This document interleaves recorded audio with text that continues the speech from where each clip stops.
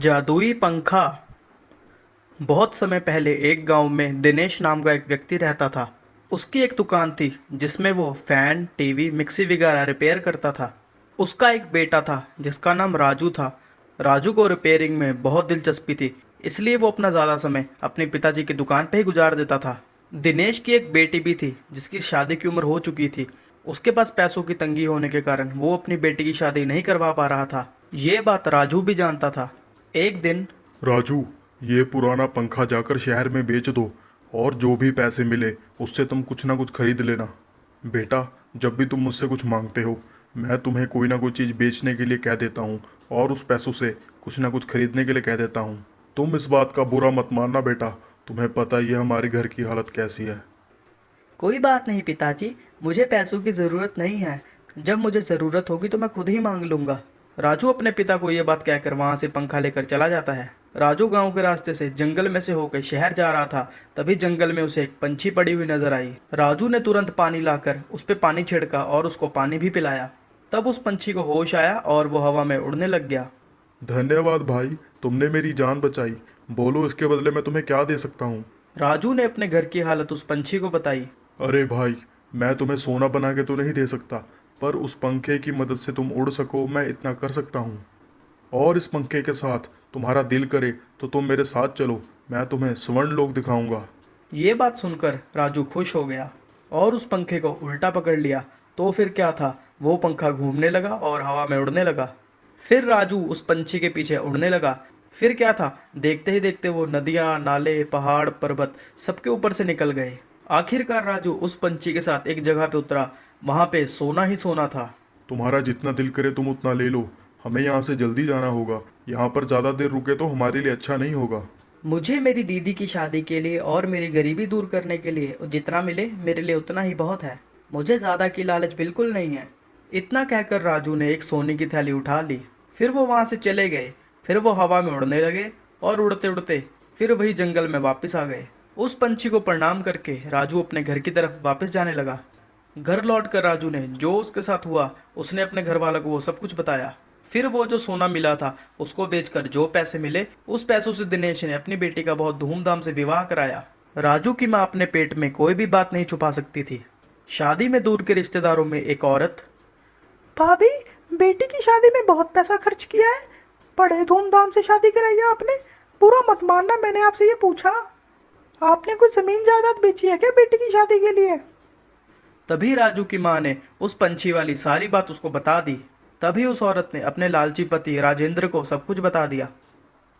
अच्छा, जिनको खाने के लाले पड़े हुए थे उन्होंने अपनी बेटी की शादी इतनी धूमधाम से कैसे करा दी, मैं तब से यही तो सोच रहा था। अच्छा, तो ये है इसका राज। मुझे तुरंत उस पंछी को ढूंढना होगा। अगले दिन राजेंद्र एक पंखा लेकर जंगल में उस पंछी को ढूंढने लगा। बहुत देर तक ढूंढने पर भी जब वो पंछी ना दिखा तो उसे गुस्सा आ गया और वो चिढ़ गया।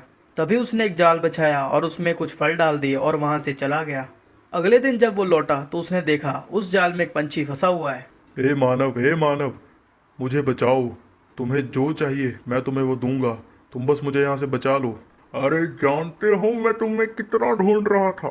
चुपचाप मुझे स्वर्ण लोग ले चलो, नहीं तो मैं तुम्हें यहीं मार दूंगा। अरे मानव, नहीं नहीं, ऐसा मत करना। मैं तुम्हें ज़रूर लेके चलूंगा। तुम मुझे छिड़ाओ, मैं तुम्हें वहाँ लेके चलता हूँ। यूं राजेंद्र हवा में उड़ने लगा और वो पंछी रास्ता दिखाने लगा। उड़ते उड़ते वो लोग स्वर्ण लोग जा पहुंचे। अरे बाप रे बाप, इतना सारा खजाना! अरे मैं तो पागल हो जाऊंगा इनको देखकर। ये सबका सब मुझे चाहिए। मैं ये सबका सब ले जाऊंगा और दुनिया का सबसे अमीर आदमी बन जाऊंगा। हा हा हा हा। राजेंद्र वो सारा सोना इकट्ठा करने लगा। ए मानव, बहुत हो गया, अब चलो। इतना सारा सोना तुम क्या करोगे?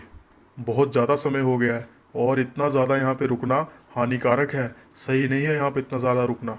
अरे बंद करो बकवास, मुझे तुम्हारी कोई ज़रूरत नहीं है। तुम चली जाओ, मैं इस पंखे की मदद से चले जाऊँगा। चलो चलो, तुम निकलो यहाँ से। तभी वो पंछी वहां से चले गया। वो और ज्यादा सोना इकट्ठा करने लगा। देखते ही देखते वहां पे एक नर और मादा राक्षस आ गए। फिर उस राक्षस ने राजेंद्र के पीछे खुजाना शुरू कर दिया। राजेंद्र ध्यान ना देकर सोना जमा करने लगा। उन राक्षसों ने उसे फिर खुजाया। अरे कौन है भाई, कोई और काम नहीं है क्या? तभी राजेंद्र पीछे मुड़ा। जब ही वो पीछे मुड़ा, उनके सामने वो राक्षस थे। उन राक्षस को देख के राजेंद्र की सिट्टी बिट्टी गुल हो गई। तुम्हारी ये हिम्मत, मेरे लोक में आके तुम हमारा सोना ले जाओ। इतना कहकर वो दोनों राक्षस राजेंद्र को बहुत ज्यादा पीटने लगे। अरे मुझे छोड़ दो, मुझे छोड़ दो, मुझे जाने दो। मैं ये गलती दोबारा नहीं करूंगा। मैं तुम्हारे पैर पकड़ता हूँ, मुझे जाने दो। राजेंद्र पंखे के साथ हवा में उड़ गया। वो उड़ते उड़ते फिर से जंगल में आ उतरा। फिर राजेंद्र ने जिंदगी में कभी भी लालच नहीं किया। भरतपुर नाम के गांव में सूरज नाम का एक लड़का रहता था। वो मैकेनिकल इंजीनियरिंग करने के बाद भी लोगों की सेवा करने के लिए गांव में ही रुक गया। वो गांव में ट्रैक्टर, मोटर बाइक, मोटरें रिपेयर करके लोगों की वाहवाही लूटता था। एक दिन उसके पिता बोले, बेटा सूरज, तुझे अमेरिका में भी जॉब मिलने के बाद तू वहां पे नहीं गया, तू यहाँ पे रुक गया। लोग जब तेरी तारीफ करते हैं तो मुझे बहुत खुशी होती है, लेकिन एक बाप की हैसियत से तुझे जिंदगी में सेटल होते देखना मेरी ख्वाहिश है बेटा। पापा, जिंदगी का मतलब अच्छी नौकरी या व्यापार करके करोड़ों कमाना नहीं है पापा। हम किसी की मदद करते वक्त उसकी आंखों में जो हमारे लिए प्यार दिखता है, उसका मोल आप करोड़ों में भी नहीं लगा सकते। अगर हमें पैसे चाहिए तो वो खुद ब खुद हमारे पास आएंगे। अगर हम उसके पीछे भागेंगे तो हमें वो कभी नहीं मिलेंगे। उस गांव से अस्पताल दूर होने के कारण, इमरजेंसी सिचुएशन में जाने की सुविधा ना होने के कारण उस गांव में बहुत लोग मारे जाते थे। उस खबर को पेपर में पढ़ने के बाद सूरज ने गांव के लिए कुछ ना कुछ करने का ठान लिया। उसी गांव में सुरेश नाम का एक धनवान बहुत ही बड़ा प्राइवेट हॉस्पिटल बनवाया। उस गांव में सरकारी अस्पताल ना आ पाने के लिए वह तरह तरह की कोशिशें करता था। उसके प्राइवेट हॉस्पिटल में आए मरीजों से डॉक्टर बहुत ज़्यादा पैसे लूटते थे। ऐसे ही सुरेश बहुत ही पैसे कमाने लगा। एक दिन सूरज एक एम्बुलेंस को लेकर गांव में आया। मित्रों, अगर आज के बाद इस गांव में कोई भी बीमार पड़ा तो आप सब मुझे याद करना। फोन लगाते ही मैं तुरंत आ जाऊंगा, चाहे दिन हो चाहे रात। आप मुझे बस एक बार फोन करना, मैं आपको इस एम्बुलेंस की मदद से सरकारी हॉस्पिटल लेके जाऊंगा। वहां पे आपका 1 रुपया खर्च भी नहीं होगा और आपका इलाज भी हो जाएगा। आज के बाद आप लोगों को प्राइवेट हॉस्पिटल जाने की कोई भी जरूरत नहीं है। ऐसे ही सूरज बीमार पड़े लोगों को अपनी एम्बुलेंस में सरकारी हॉस्पिटल लेके जाना शुरू कर दिया। सुरेश के हॉस्पिटल की आमदनी गिरने की वजह से वो बहुत गुस्से हो गया। बाप रे, अगर मैं इसे ऐसे ही छोड़ दूं तो एक दिन ये मेरा पूरा व्यापार ही बंद कर देगा। मुझे कुछ ना कुछ करके इसे रोकना होगा। फिर सुरेश ने अपना दिमाग चलाया। वो रात को सूरज के घर जाके एम्बुलेंस के टायर में से हवा निकाल देता था। अगले दिन सूरज टायर में से हवा निकले देखकर बहुत निराश होता था। एक दिन एक आदमी सुबह सुबह सूरज को आके बोलता है, अरे अरे भाई, अरे अरे, अगर तुम एम्बुलेंस लेके आ जाते तो वो व्यक्ति बच जाता। बैलगाड़ी में उसको ले जाते वक्त बीच रास्ते में ही उसकी जान चली गई। उस आदमी की बात सुन के सूरज को बहुत बुरा लगा। ऐसे ही सुरेश रोज आकर टायर में से हवा निकालना, इंजन की वायर्स को निकालना, कभी कुछ छेड़खानी करके वहां से चले जाता था। ऐसे रोज ही रोज एम्बुलेंस के साथ कोई ना कोई समस्या आने के कारण सूरज, अरे छी छी, ये क्या रोज रोज ये क्या लगा हुआ है। अगर ऐसे रोज रोज होता रहा तो बहुत सारे मरीजों की मरने की संभावना हो जाएगी। मुझे इसका कुछ ना कुछ उपाय तो करना ही होगा। एक दिन सूरज गांव के बाहर से ऐसे सोचते सोचते जा रहा था, तभी उसकी नज़र एक क्रैश हुए हेलीकॉप्टर पे पड़ती है। उस क्रैश हुए हेलीकॉप्टर को देखते ही सूरज के दिमाग में एक आइडिया आता है। वो तुरंत ही अपने दोस्तों के साथ एम्बुलेंस में बैठ के उस हेलीकॉप्टर के पास आता है और उस हेलीकॉप्टर के पैपुलर और टायर्स को अलग करके बहुत मुश्किल से अपनी एम्बुलेंस में फिट कर देता है। बहुत ही मेहनत और मुश्किलों के बाद उसने एम्बुलेंस हेलीकॉप्टर तैयार कर लिया। उस दिन के बाद वो मुश्किल में पड़े लोगों को अपने एम्बुलेंस हेलीकॉप्टर में लेके जाने लगा। ऐसे ही वो रोज मरीजों को हेलीकॉप्टर में लेके उनकी जान बचाता था। सूरज के इस काम को देखकर गांव वाले बहुत ही खुश होते थे। इन सब हरकतों को देखकर सुरेश को बहुत ही गुस्सा आया। एक दिन सुरेश पुलिस को लेकर सूरज के घर आता है। क्यों सूरज, किसकी परमिशन लेके तू उस हेलीकॉप्टर के पार्ट्स यूज कर रहा है?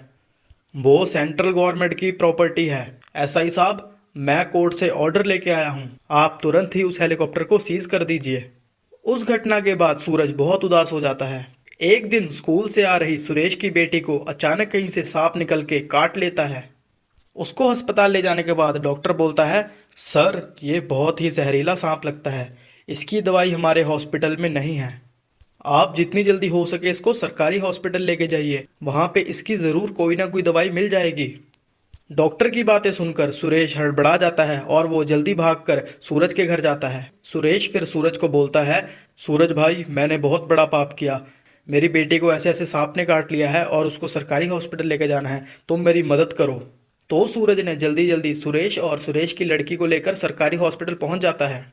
वहां सरकारी हॉस्पिटल में डॉक्टर उस बच्ची का इलाज करता है और उसकी जान बचा लेता है। बाद में गांव जाकर सुरेश सबके बीच में ऐलान करता है, गांव वासियों, मैं आज तक बहुत गंदे तरीके से पैसे कमाया। हमारे गांव में सरकारी हॉस्पिटल आने के लिए मैंने ही रोक लगाई थी। उस गलती की सजा के लिए मैं अपने हॉस्पिटल को इस गांव के लिए मुफ्त में दे रहा हूं।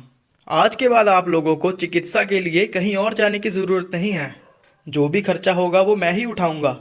सुरेश की बातें सुनकर सभी गांव वाले तालियां बजाने लगे।